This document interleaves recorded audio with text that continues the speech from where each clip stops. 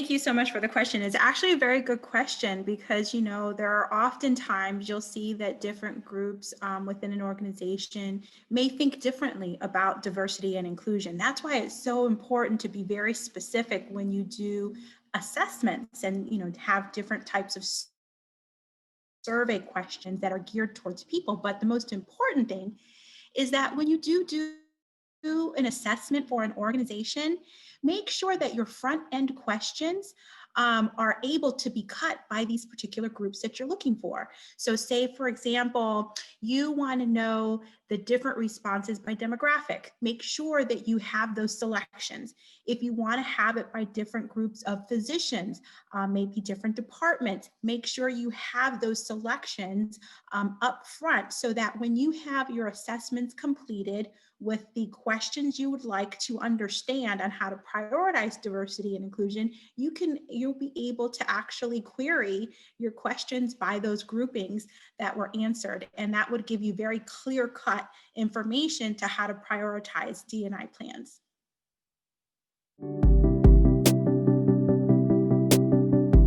Let me begin by saying we all have bias. Our brains are hardwired to develop unconscious bias. We all have blind spots. Not only do we believe that we do not have bias, we are good, really good at identifying it in others, all of which makes bias difficult to manage in the moment. Now, to answer your question, what is one of the biggest obstacles we need to overcome to grow understanding of bias? I think the biggest obstacle is our brains. Really, we are wired to make snap decisions with limited information, i.e. expedience bias, to see the negative over the positive, i.e. safety bias, and to think our own personal experiences are better, more informing, etc., which equates to experience bias. We all need to recognize and understand that these tenets, because then it would, let me rephrase that. We all need to recognize and understand these tenets because then it reduces the shame and blame associated, which gets in the way for all of us and prevents us from working together and turning internally to slow down our thinking and give people the benefit of the doubt when it relates to unconscious bias.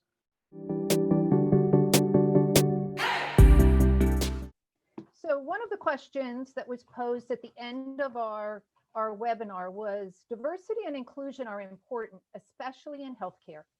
Where do you start to have the conversation?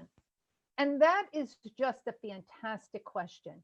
So I'm going to answer it in two ways. How you can do that as individuals and how you can do that within organizations. So the first step actually for the individual is that first you have to kind of do your own work.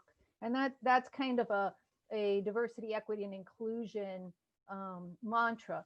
But the idea of it is, what can you learn yourself about issues around diversity, equity, and inclusion? And especially in this year when we were also focused very appropriately on anti-racism. So what can I read? What documentaries can I watch? What podcasts can I listen to? How do I build my own knowledge about this topic? And then reaching out to colleagues, to friends, and to understand what their experiences have been, especially for people whose backgrounds or identities are different than yours. But it's really important that you did your own work first and you aren't relying on your colleague or on your friend to kind of teach you some of this concepts or some of this history. And in this interaction, to really offer genuine attention and curiosity and seek to gain understanding of what their experiences have been. And in the course of these conversations, you may say something wrong. A mistake may happen, and it is okay. Please don't let fear of saying something that's inappropriate stop you from having the conversation. Like in any other situation, apologize when you make a mistake and you move on. We can learn from our missteps. And we just sincerely apologize and we remember for the future. We can acknowledge past harms and the impact they may have today. And then we can consider and really take what we've learned from these conversations on how we can improve what's occurring in the work environment, how we can make improvements. And so going from how we can do this work as individuals to how we can do with this work within organizations, you'll notice some of the same steps. So here, I believe you really need to start with leaders, both formal leaders and informal leaders. They need to do some of their own work. So how can we provide our leaders, how we can provide some of our colleagues as well with leader-based resources so that they understand, they do their own work. They can listen to podcasts or watch some documentaries just so that they have some background, and then create opportunities for sharing of stories. And especially if they can hear from their colleague perspective, the impact of discrimination or inequity that people have experienced. That can be really powerful in creating and advancing initiatives. So creating these spaces for candid conversations to occur. And then coming to some common understanding about terminology, and then providing insights about why diversity, equity, and inclusion are important in the field that you are in. So why might diversity, equity, and inclusion be important in IT? It's critical to recruit top talent. It's critical to retain this top talent. It's critical in the formation of teams that really succeed at innovation and problem solving, but also it's critical in the formation of these teams so that everybody feels like they can belong and contribute. And then how can we align diversity and equity and inclusion to our organizational goals? So this isn't an add-on. It isn't yet something else somebody has to do, but it's woven in. It's within the pipes of the organization. And then how do you find those people who can be champions wherever they are? So I had the opportunity, for example, of working with one of the best diversity, equity, and inclusion champions that I have ever known. And he was a senior vice president. He had come from the military. He was a retired Air Force officer. And he brought a perspective to diversity that others within our organization didn't have because of his experience.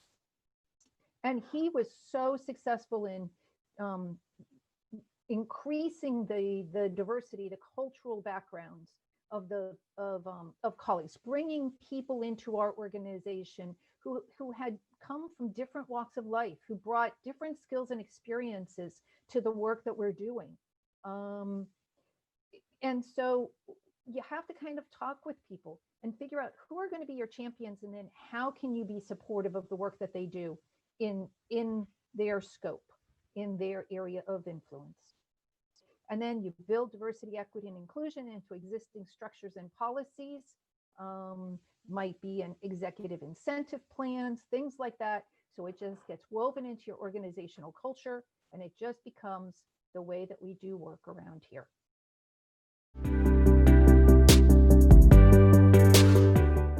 So the second question, or another question that was asked during the webinar was, could you share your thoughts on what may be one of the challenging issues facing adoption of diversity and inclusion in the workplace?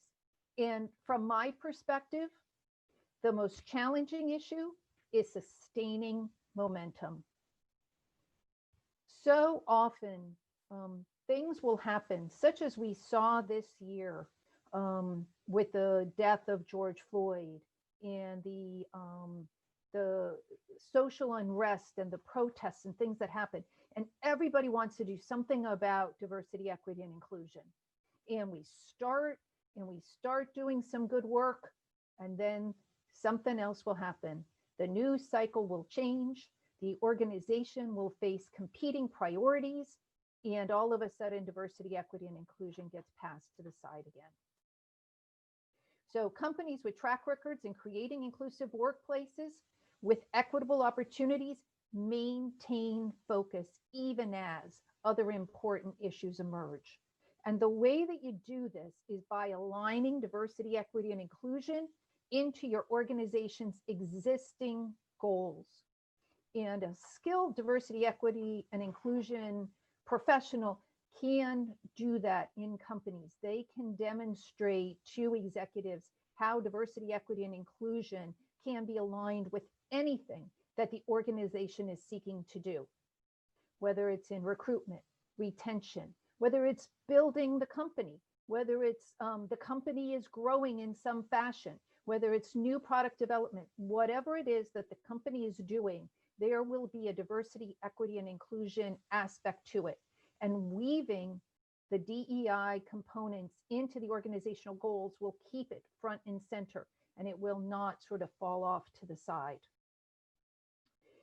DEI usually becomes an additional responsibility, unfortunately, on overburdened middle managers, and its value is often not clear. And when that happens, and there's competing priorities, again, it gets to the bottom of the to-do list. But if you build diversity, equity, and inclusion into existing policies, into existing processes, in traditional ways, in recruitment and retention, but also in some non-traditional ways, whether it's how your company looks for recognition or how you recognize colleagues, it just becomes the way we do work around here, and it isn't an extra. And then I think your DEI professionals have to regularly report out on the progress that you're making, how the strategies are resulting in goals that are valued by the organization, such as being a just organization or a valued community partner or supporting business growth. And again, this is an excellent way of keeping it in front of your executives, showing the value that DEI has, and also communicating it among your organizational colleagues. So I think two last takeaways I would leave is, one, to remember that the work of diversity, equity, and inclusion is a journey. You want to make progress, but it's going to be an ongoing process.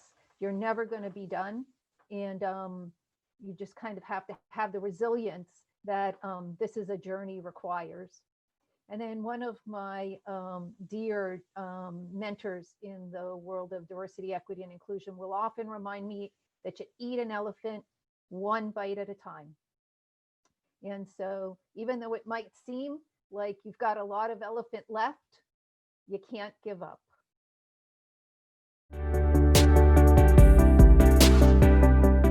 What a wonderful question. And you know what? We even asked ourselves that same question back in May because, you know, above the racial unrest, we had the pandemic leading, you know, a separation and causing us not to be able to speak together in person. So we had to rely on the technology of Zoom and Teams in order to bring us together. And that is extremely difficult to do, especially when you bring a group of people that don't know each other, right? To talk about such sensitive topics, it's so difficult. But you know what? We pulled together, and what we were able to do was, and it took us a couple of practice sessions to do this, but we had to have a well-prepared program to basically lead into the discussion of what we were doing, right? What was this event that we were having that we called Brave Conversations? What did it mean? And reinforce that this is a safe environment. Provide the group with clear objectives of what you really want your outcomes to be with this session. And then really place a good set of, I call them commitments, but some people call them ground rules, to kind of help people understand how to communicate in this type of environment. And then what helps kind of break the ice is if you have your own story. So think about your own personal stories or journeys in the difficult conversation that you're about to encounter in Brave. Lead that as the focal point to begin having that courage from the group to open up, to share their own. And then have prepared questions. And be careful, because sometimes you'll have questions that are just yes or no, but you want to have good open-ended questions to help start the conversation from some maybe more comfortable questions to then some uncomfortable ones. And that will get people more engaged and have a little bit more courage to speak up during the session. And then finally, one thing that we did was throughout the session, we reinforced that we're here to listen. And that's so incredibly important. And another thing was we didn't record the session. We wanted folks to understand this was a safe environment, that whatever they said wasn't going to be blasted out in social media. So we have to reinforce that and continue to create security within the conversation so that you can eventually have a very vulnerable conversation. I will tell you, it works. It really does.